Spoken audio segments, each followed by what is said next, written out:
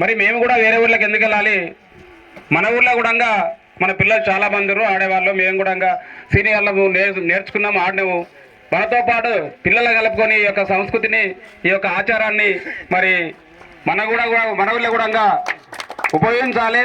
మనమందరం కూడా కలిసిమెలిసిగా ఉండి గ్రామంలో ఉన్నటువంటి నైపుణ్యత ఏదైతుందో వాళ్ళందరినీ కూడా వెలికి తీయాలని ఈ నిర్ణయానికి వచ్చినందుకు మీ అందరికీ కూడా సవినయంగా మీకు విన్నవించుకుంటున్నా. ఈరోజు ఇంతమంది పిల్లలు దాదాపు 6 గ్రూపులు అంటే దాదాపు 90 మంది 130 మంది ప్లేయర్స్గా నేనైతే వీళ్ళందరినీ కూడా ఆడతారని ఎన్నడూ కూడా చూడలేదు.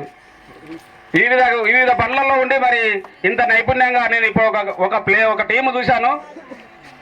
ఇక్కడ ఎట్లాంటి సౌకర్యాలు లేకున్నప్పుడు కూడా ఇంత మంచిగా నైపుణ్యంగా ఆడి మరి మీ యొక్క పర్ఫార్మెన్స్ను చూపించినందుకు మీ అందరికీ కూడా కృతజ్ఞతలు తెలియజేస్తున్నా, మీ అందరిని అభినందిస్తున్నాను.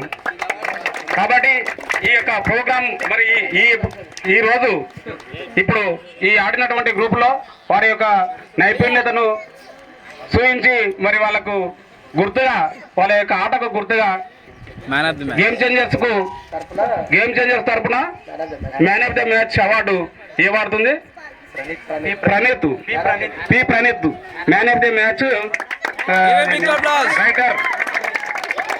ఇది మన గ్రామ సర్పంచ్ అండ్ వార్డు మెంబర్స్ అందరూ కలిసి వారికి ప్రజెంటేషన్ చేయవలసిందిగా